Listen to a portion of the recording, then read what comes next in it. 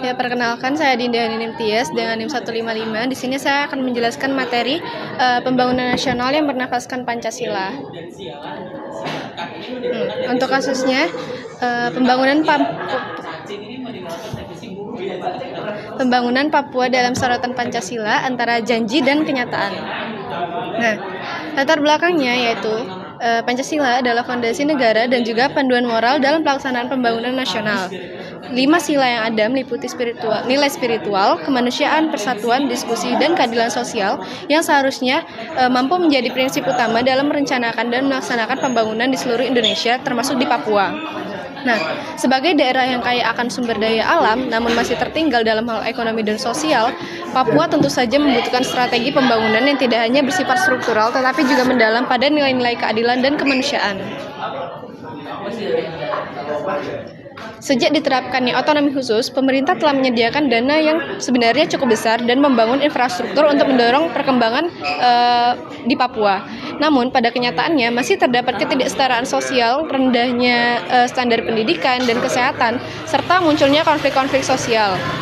Nah, pendekatan pembangunan yang bersifat top-down dan menekankan pada aspek keamanan seringkali itu nggak melibatkan partisipasi aktif dari masyarakat adat Papua sendiri, sehingga menciptakan jurang antara prinsip-prinsip Pancasila dan tindakannya di lapangan. Kemudian, nggak sedikit pula ada laporan yang muncul mengenai pelanggaran hak asasi manusia, tindakan kriminalisasi terhadap aktivis setempat, serta kurangnya kesempatan untuk berdialog antara pemerintah dan warga Papua. Nah, ketidakseimbangan ini tuh nggak hanya mempengaruhi aspek sosial dan ekonomi aja, tapi juga dapat melemahkan rasa persatuan di tingkat nasional.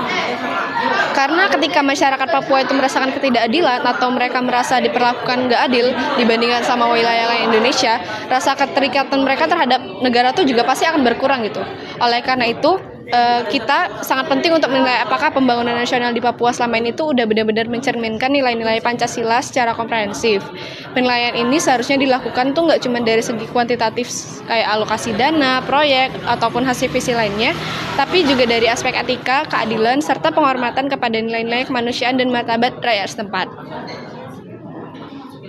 Nih, ada pertanyaan, menurut kalian, apakah pembangunan di Papua itu telah menjunjung tinggi nilai-nilai kemanusiaan dan keadilan sosial masyarakat setempat atau belum? Belum.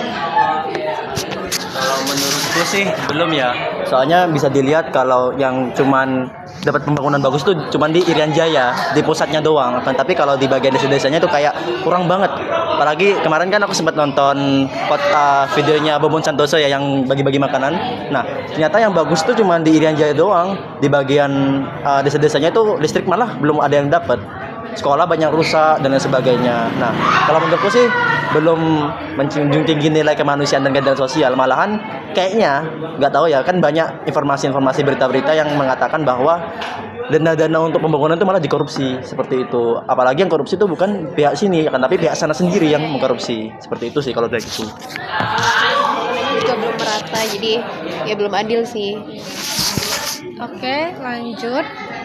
Nah, apa aja sih dampak yang bisa muncul kalau masalah ini tuh nggak cepat rata sih gitu. Yang pertama pastinya akan ada kesenjangan sosial dan ekonomi yang berkepanjangan. Peluang untuk mendapatkan pendidikan, layanan kesehatan, dan pekerjaan yang masih sangat sedikit itu terutama di wilayah terpencil. Lalu yang kedua ada rasa ketidakadilan dan marginalisasi budaya lokal. Masyarakat asli Papua seringkali merasa terpinggirkan dalam proses pembangunan dan keputusan yang padahal itu tuh berkaitan dengan tanah, budaya, dan kehidupan mereka gitu. Lalu rasa tidak percaya terhadap pemerintah. Nah, kebijakan pembangunan yang dinilai tidak adil dan strategi keamanan yang keras ini mampu menimbulkan ketegangan antara warga dan pemerintah. Lalu ada pelanggaran hak asasi manusia.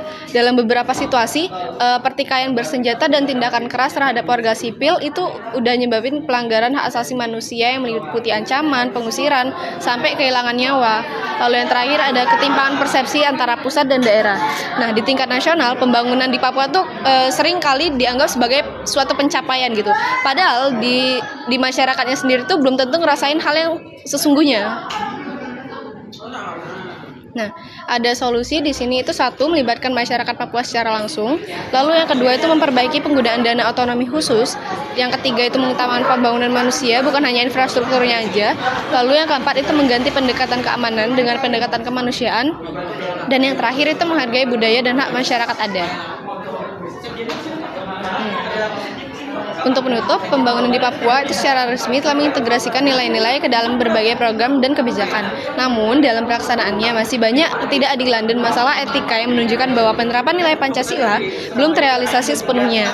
Ketidaksetaraan sosial, kurangnya keterlibatan masyarakat setempat, pendekatan yang keras dalam menghadapi konflik, serta rendahnya penghargaan terhadap budaya lokal menjadi indikator bahwa perlu ada penilaian menyeluruh terhadap strategi pembangunan yang diterapkan. Agar pembangunan di Papua benar-benar mencerminkan Pancasila, diperlukan perubahan cara pandang dan pembangunan yang hanya fokus pada pertumbuhan ekonomi menuju pembangunan yang mengutamakan aspek manusia, budaya, dan keadilan sosial. Dengan cara ini, Papua bisa menjadi bagian yang utuh dari Indonesia yang maju dan bermartabat sejalan dengan prinsip-prinsip dari Pancasila sendiri. Nah, selesai. Makasih ya, Din. Ya, sama-sama. Ilmu baru